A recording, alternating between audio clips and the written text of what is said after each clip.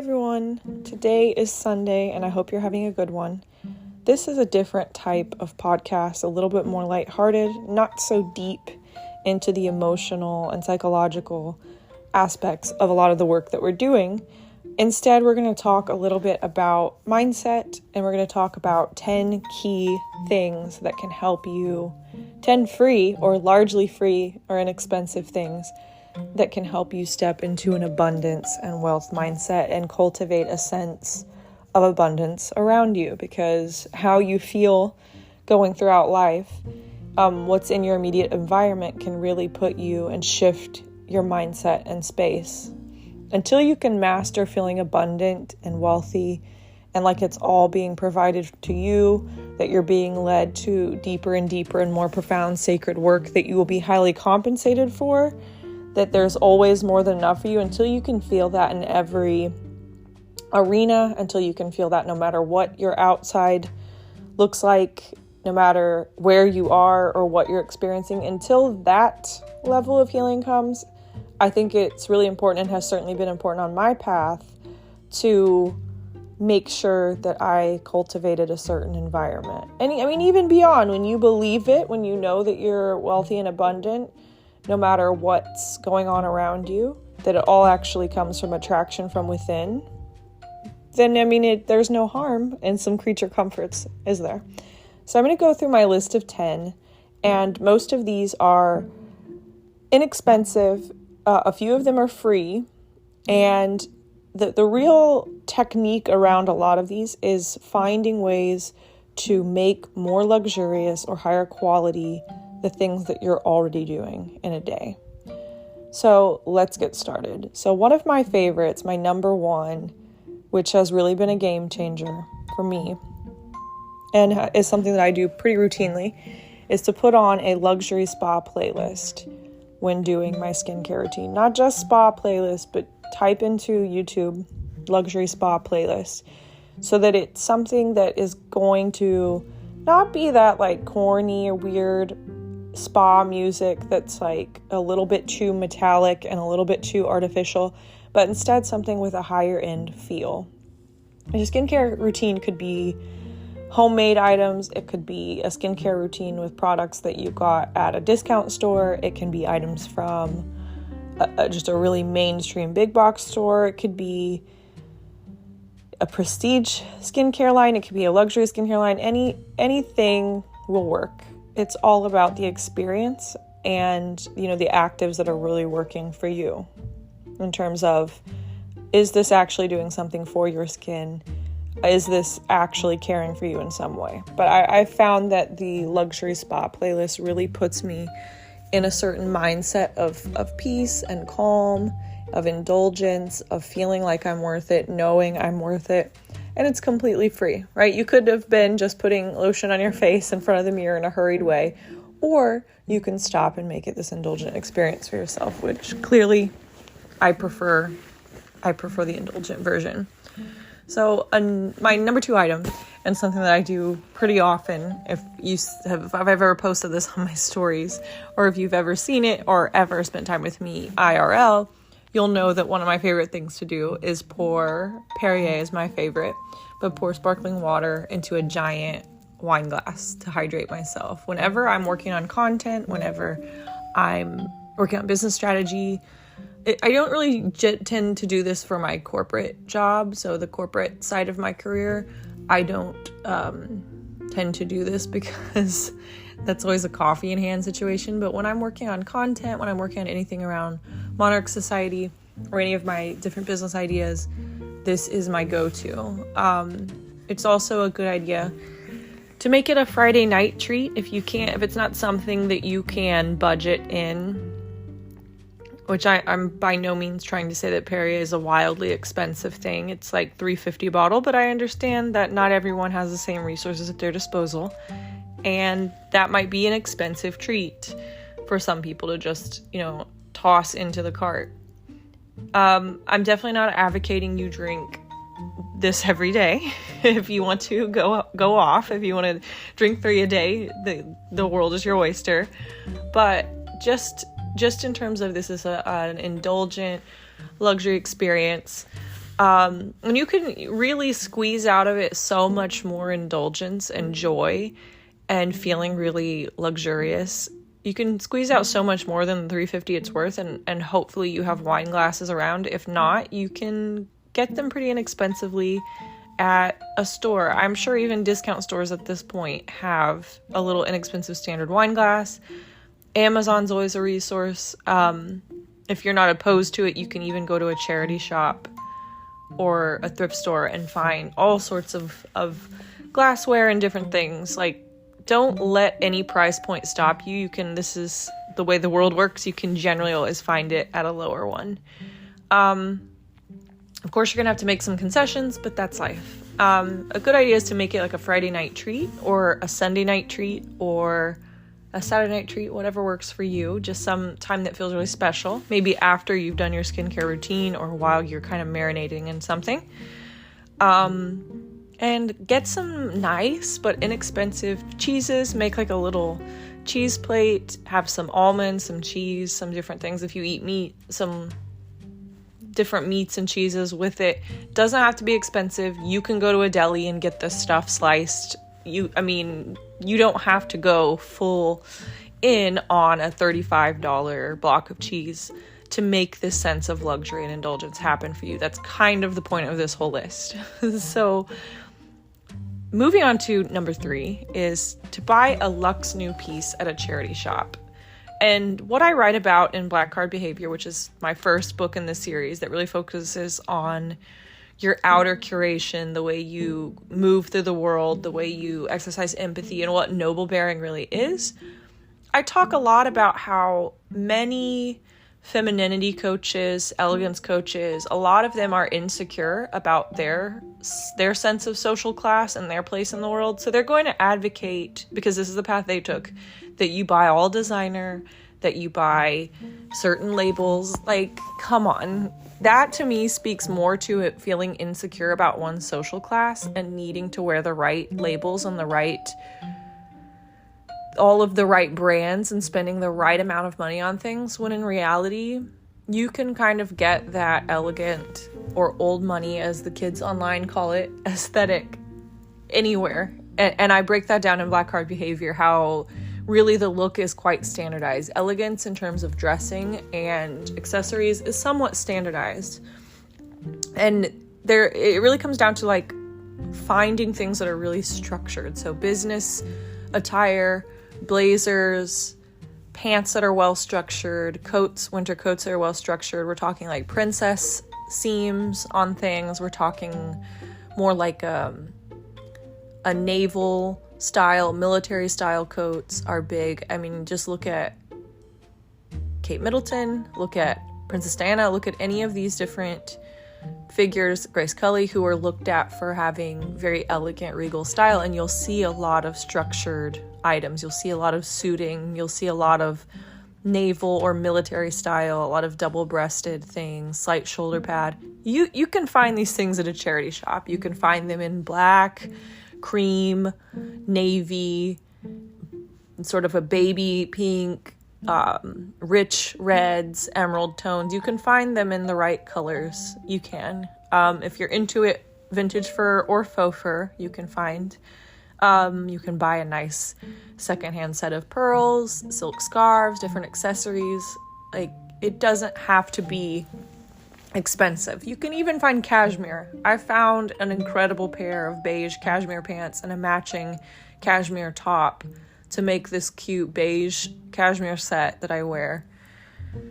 I found those at a charity shop, and no matter how much I make, no matter how much money I pull down annually, no matter how many assets I have at my disposal, I'm never going to be too good to shop at a charity shop, because there's too much waste out there in the world. There are good clothes out there sitting in secondhand markets. It's good for the planet. It's good for your wallet. And the money goes somewhere to really benefit the lives of others in need directly. Am I still going to shop for cashmere at Bloomingdale's? Of course I am. It's me we're talking about. But I'm never going to have this deep insecurity about my place in the world that leads me to need to buy everything brand new and from Saks Fifth Avenue or I'm not elegant. That is hilarious. It, like I said, can't stress it enough. It absolutely speaks to insecurity.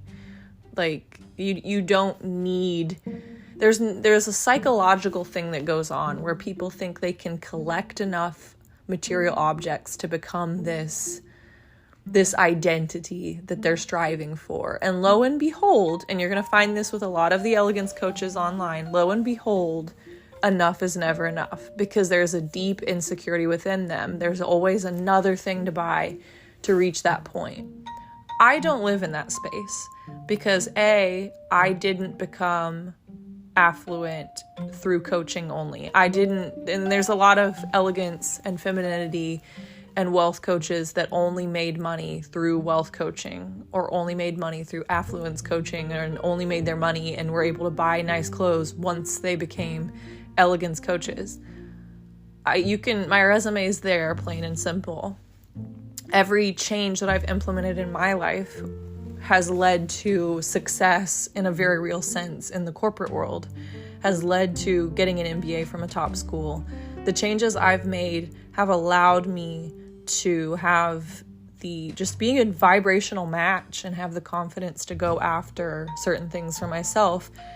It's not this smoke and mirrors thing. And I think that's what makes me really different than a lot of people who are doing coaching, who are writing books and becoming experts on things, is the coaching and the teaching came along after the actual success and the becoming who I wanted to be. I became someone who mastered all the lessons in my books long before I actually sat down and read the book or wrote the books and made the courses.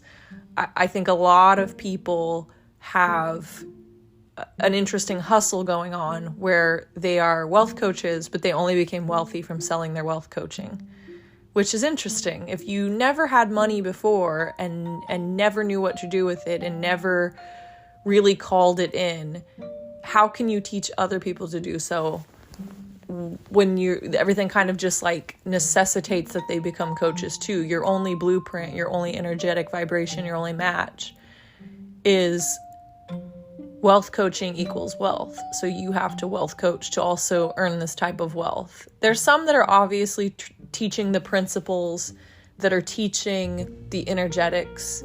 Amanda Frances comes to mind because she's someone that's helped me see a lot of things and open up and shift my perspectives to become who I am right now. But there's loads and loads and loads of others who really can only teach success from one blueprint, because it's not something that they've really even mastered themselves yet, but they've gone out and tried to teach it, which is fascinating.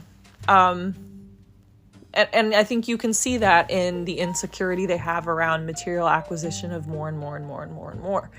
There becomes a point where, like I said, these are just objects. Like, you've built this identity in your mind and you're following the old matrix construct that in order to be this thing, to be this elegant person, to be this wealthy, abundant person, you need to look the part so that others believe it. There's this just acquisition fever to go out and get all of these things, and there's never a line, there's never an ending point. So point B, I'd have a totally different view on material objects and material comforts. I really think it comes down to having a signature style, so that getting dressed is very simple. You are who you are. You're not trying to be anyone else.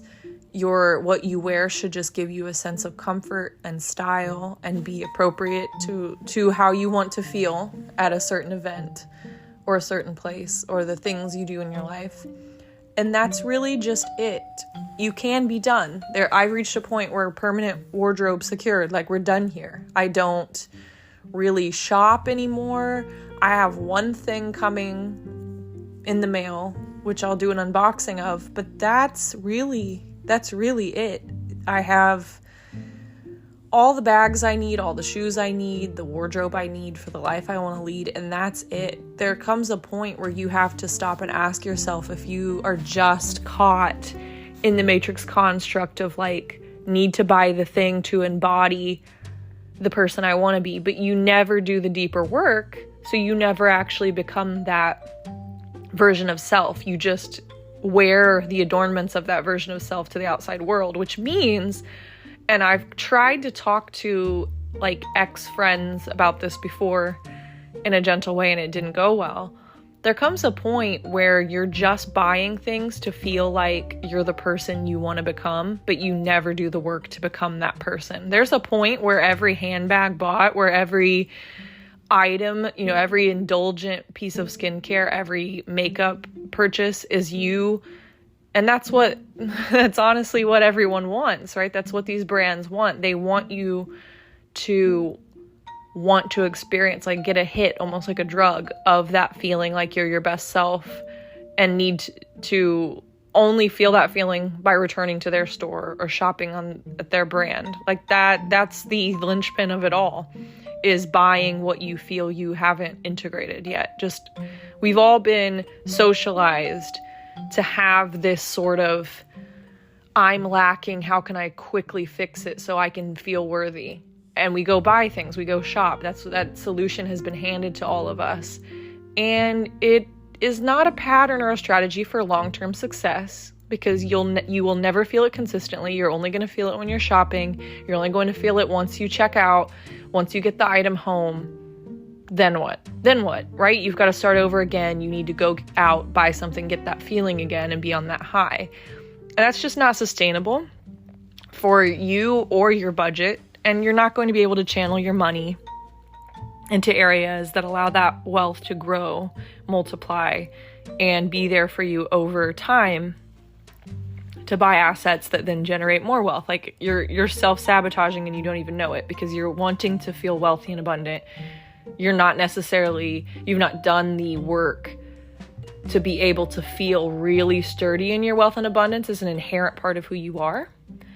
And then manifest from there. I'm not trying to say don't have comforts, don't have luxuries in life. I'm just saying get really healthy about your wealth and abundance as an inherent part of who you are, and then you'll feel it everywhere, in every cup of coffee you drink, at every place you drink it, at every single idea you jot down in a notepad will having you feel wealthy and abundant every day.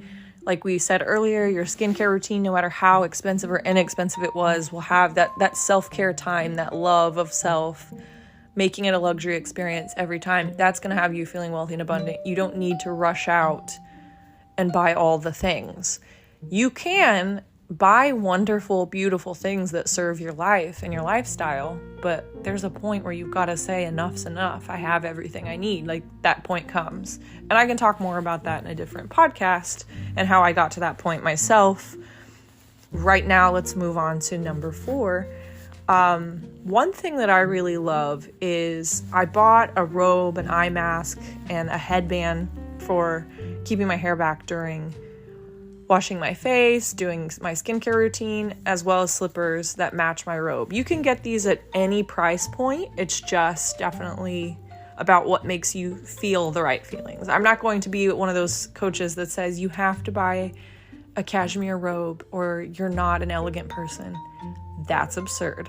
If it makes you feel elegant and makes you feel that vibe, that energy, then by all means do it. There's of course certain standards in that, black neutrals is going, black, gray, neutral tans, beiges, whites, creams, baby pink, things like that, deeper reds. Those are going to be more elegant than, let's say, a neon orange fuzzy robe. But if that makes you feel elegant, at the end of the day, it's about you and what feeling is stirred within you. So go for it. These extra creature comforts, which is really a theme of this entire list, this entire lineup of life, will have you feeling very abundant because you're doing that little extra. The floor is cold. You've got slippers on to do your whole skincare routine.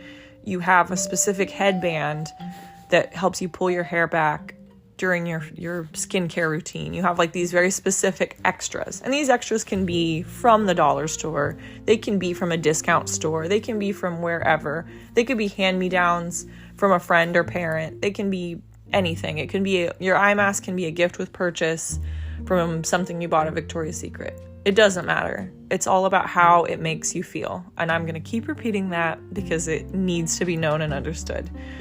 And these little extra creature comforts are the difference between kind of just going through life in survival mode and really living in a more self-preservation, self-care, sort of indulgent sort of environment. And it's little tiny little things. You can get these things if you really tried, for under $10, all of these things from a discount store.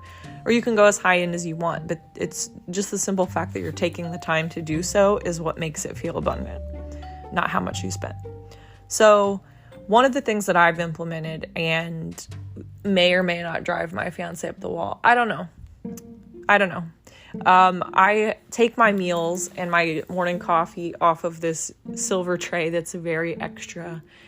And I love it because oftentimes you'll find me working, especially before he moved in, working on different content, working on my books in the past, working on different things. You'll find me sitting in bed, like Victorian style, like, writing and all of that. And so sometimes I would do that, especially on the weekends, do that with breakfast. And often I'll take my breakfast to my desk for work and start my, sifting through emails, setting up the day.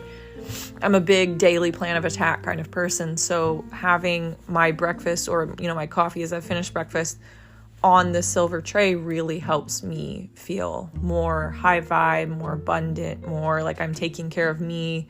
It's just a creature comfort that makes life feel less basic.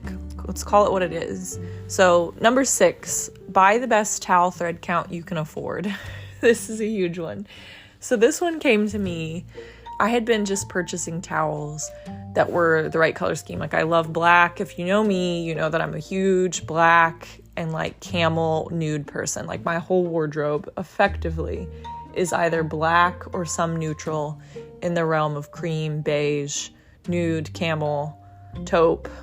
Like that's me, that's who I am. And that's probably not going to change. I do have some red, some pink, some green because those colors look good on me. But by and large, a good 95% of my wardrobe is either black or the family of neutrals I just described. And it is what it is. I can't change. And I'm not telling you to change and be like me. I'm just saying I used to always buy black towels, not really caring too much about the thread count. I just liked how luxe and beautiful the black towels looked and just standardizing a lot for me to be just very like classical but minimal black neutrals. So I went on one of my many trips to Lima. Going back to Lima, I stayed in this awesome Airbnb that had a really beautiful inner decor, and it was all done in like grays and silvers, which I also love, especially for home decor. I'm not as obsessant with my house being black and camel because I wear black and camel and I understand my house is a shared space between my fiance and I, and we both really align with the black, camel, gray, just more neutrals are what really make great home decor. But we've kind of settled around gray and black are our standards when it comes to the home, gray, black, white. And I stayed at an Airbnb with the absolute most incredible thread count for the towels. And it really was a game changer in terms of my daily routine. I really felt this. It was just one of those simple luxuries. So once I came back to the States, I started Googling what do luxury high-end hotels, what's the thread count on towels? Because people know thread count on sheets, but only the real ones, I guess, know that towels have a thread count too. So I looked up what high-end properties, 5-star hotels and above, what they use. And knowing that thread count, I then found on Amazon a pretty inexpensive towel brand for myself. And it has been a huge game changer. Because, like I said, it's about those creature comforts that shift your life from basic and from blah to really feeling indulgent, supportive, and abundant for you. 7 is more about self-care. One of the things that I talk about in Black Card Behavior, because that's more about the brass tacks of your external appearance and self-curation and elegance and, manners, social graces, etc. And Breathwork at Tiffany's is more about your inner beauty. In Black Card Behavior, I talk about following luxury jewelry brands on Instagram and looking at how, not only how the manicures of the models have been done, I'm talking like Van Cleef & Arpels, Graf, Cartier, all of the really high-end brands, look at how the model's makeup is done in the ads, and then also look at how their nails are done. So for this particular item, we're going to just look at makeup, just as an example. And you can dedicate an afternoon or evening on the weekend to practice the makeup look and techniques. And once again, if you don't have certain colors, I know often it's a lot of like nude shades, a lot of beigey shades, a lot of pink shades. On darker complected women, it's a lot of beautiful mocha shades, bronzy shades that highlight the beauty of your skin tone. No matter what your heritage and your skin tone, really the high-end makeup look is about highlighting what's there, not covering up, not building new features, and not, inundating the face with too many brights. I'm not trying to tell you how to live your life at all times. I'm just saying, and this is what I say in Black Heart Behavior, there are certain standards, there are certain norms that are viewed as elegant and high-end, and there are certain standards and certain norms that are viewed as inelegant and loud, and they just don't really fit the mold. Of course, there's room for individuality, but at the same time, there's a certain template. Elegance is templated, and I get into why that is in Black Heart Behavior, but I won't get into that here. This is just a tidbit of advice. And you can get, the world is a wonderful place now. You can get all of, either you have these makeup items, you just need to learn a new technique and style of application, and, indulging in that and teaching yourself something new and spending some time, that's going to help you feel more abundant, more luxurious, knowing that you're following the grooming mold of a very, very high-end brand. How would that not make you feel elegant and luxurious and abundant? So like I said, you can get these things from anywhere. Like, these can be discount stores, these can be dollar stores, these can be luxury brands if that's in your budget.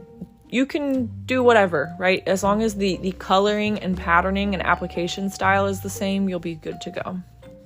So number 8. This is an important one that can help you adapt in all areas of your life. So you can learn about different luxury properties, like, for instance, historic hotels. I really like some of the properties in Monaco.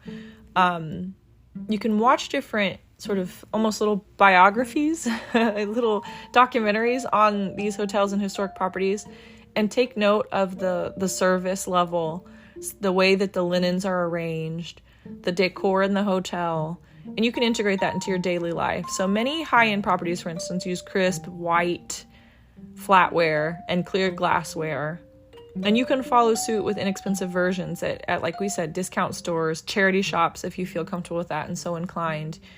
You can find the things you need very inexpensively, or you can adapt what you already have and start using it, displaying it in the way that you find that historic hotels. And I think there's something really special about saying, this is the way that it's done at XYZ high-end property, and knowing that that is the way you're doing it in your life. It helps you feel a little more abundant, a little more, like we said, those creature comforts. A lot of the creature comforts that I've come up with, like having a robe, nice slippers, wearing an eye mask when you sleep, these are things that have been borrowed from really high-end hospitality experiences.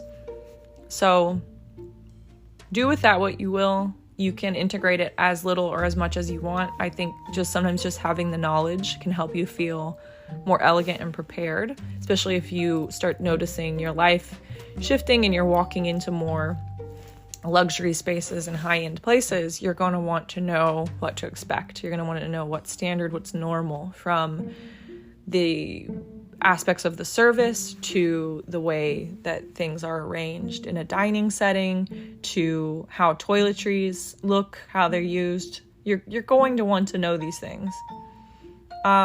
Next up, number 9, and this is more of a knowledge thing, and you can get all this knowledge online and through YouTube. You can educate yourself however you see fit. So study the differences between different wines, know your cheeses, understand the origin of different high-end fibers and high-end materials like cashmere, silk, and furs, if that interests you. I don't want to trigger anyone because I know there are a lot of people who are against fur.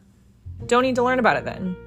You could also learn about caviar, you could learn about high-end vodkas, you could learn about anything that really makes sense in this space. Know about the finish of different marble that you may find in public spaces, in hospitality experiences, hotels, different venues, homes, so on and so forth. Just know these things, learn about them, so that as your life shifts through the healing and the work that you do, no one's going to catch you slipping, and you're not going to catch yourself slipping. You're going to know about these things. The end. You don't have to own them yet to be educated on them and understand where the value comes from, and then also where the cost comes from, right? So justifying value and cost occurs when you actually understand the provenance, meaning where these things came from, how rare they are, so on and so forth. Lastly, and wildly important, if you haven't done so already, one of the best ways to feel really luxurious and abundant is to tear off that band-aid of fear. I realize it's a really loaded topic, and I'm going to dedicate an entire podcast or 5 to this later. So get financially literate. Item number 10. A lot of aversion and fear may come up around this topic, depending on how you grew up.